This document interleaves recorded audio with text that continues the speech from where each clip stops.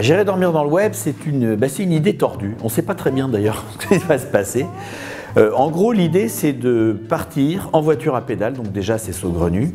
Je possède une voiture à pédale qui a 80 ans et qui a 2 places pour adultes, très jolie. Et donc je vais partir avec cette voiture à pédale à la rencontre des gens que je vais prendre pour m'aider à pédaler, puisqu'il y a 2 pédaliers.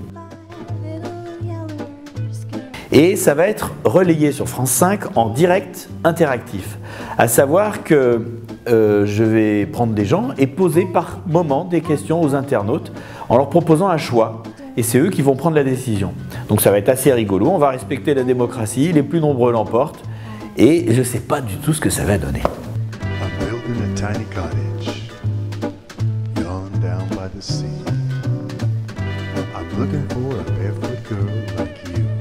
Moi, ce que j'aime en fait, c'est les expériences. C'est changer. Alors là, évidemment, j'ai réfléchi aux différentes possibilités. Je ne vais pas leur dire qu'est-ce que je fais, est-ce que je me jette dans la Seine ou est-ce que je me coupe un doigt avec une scie. Je vais quand même cadrer un peu les choses. Mais je pense que ça risque de réserver d'une part des surprises et d'autre part, je pense qu'il y aura une intensité particulière due au fait que c'est du direct. Alors, moi, j'ai pas vraiment envie de découvrir quelque chose des Parisiens, mais je risque fort de découvrir des choses. Ça, c'est la particularité quand on tourne de manière non préparée. Forcément, on est surpris par moment.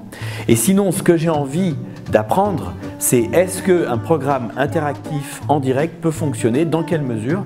Parce que, évidemment, j'aimerais bien un jour faire J'irai dormir chez vous en direct interactif.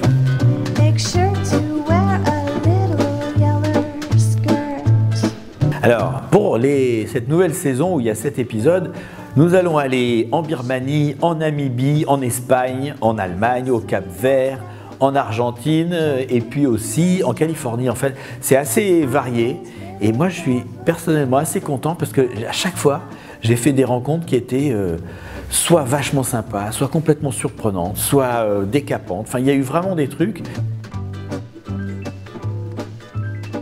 Dans les moments forts de cette nouvelle édition, eh bien, il y a une rencontre un petit peu musclée à Berlin, dans un bar punk, où je suis rentré un soir, et je sais pas, moi je leur trouvais des bonnes têtes, mais ça n'a pas été réciproque, donc je suis sorti avec du matériel un peu cassé, mais j'ai pas pris de coup, donc c'est l'essentiel. C'est quand même assez marrant. En fait, c'est un peu compliqué, parce que l'improvisation là-bas n'est pas du tout de mise, c'est très déconseillé. Donc, je ne sais pas ce que je vais faire. J'aimerais vraiment bien y aller. J'essaye de trouver une manière de mettre ça, que ça soit original et drôle, et puis que ça ait sa place dans la série. Mais j'y pense. Non, l'idée est que simplement, au départ, je voulais mettre la même chemise d'un bout à l'autre d'un épisode pour ne pas avoir de problème si je devais prendre un plan qui avait été tourné le lendemain.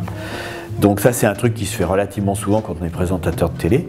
Et mes producteurs ont préféré, et c'était pas une mauvaise idée, si ce n'est que c'est devenu contraignant, je veux dire, ils ont décidé de prendre une seule couleur qui allait devenir emblématique, et c'est vrai que c'est devenu emblématique.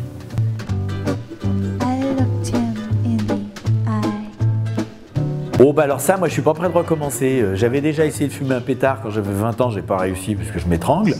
Et donc j'avais pas... En plus ça me manque pas vraiment moi, parce que la vie m'amuse, je suis content de faire ce que je fais, et surtout j'aime bien contrôler un peu ma vie.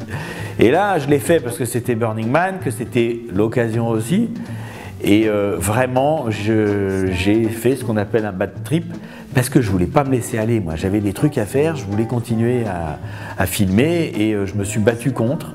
Et bah, c'était pas une bonne idée, ni de le prendre, ni de se battre contre. Qu'est-ce qu'on pourrait voir? Un lit, pas toujours propre, une maison en bordel, une maison dans laquelle quand les gens arrivent ils disent tu viens d'acheter parce que, bah non, ça fait 25 ans que je l'ai, mais il y a toujours des ampoules nues, il n'y a pas d'abat-jour, il n'y a pas de rideau aux fenêtres, on voit bien que les meubles c'est de la récup. Et du coup, ben, vous verriez des tas de choses comme ça, mais qu'on trouve à peu près chez beaucoup de gens.